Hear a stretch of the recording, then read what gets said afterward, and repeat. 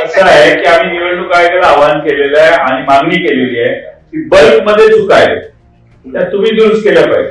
आता एखाद्या मतदारातील 8,000 चुका असतील तर त्या 8,000 चुका आम्ही सबमिट करायच्या इंडिव्हिज्युअली प्रत्येक ठिकाणी. याला मग किमान 1 महिन्याचा वेळ तर दिला पाहिजे.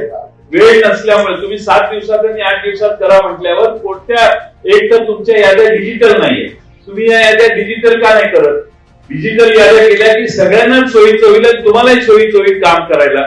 या याद्या डिजिटल न करण्यामागे एक षडयंत्र असं आहे की या याद्या प्रिंट करणं, टाईप करणं, त्यात पुन्हा त्याची कॉपी काढणं, त्याचं मग कंपॅरिझन करणं, मग त्याच्यात दुबार मतं काढणं, या चुका काढणं हे शक्य नव्हतं. आम्ही मॅन्युअली हे सगळं काम केलेलं आहे. महाराष्ट्रातल्या 288 मतदारसंघात गेल्या 2-2.5-3 महिने काम करून आम्ही बऱ्याच गोष्टी काढलेल्या आहेत.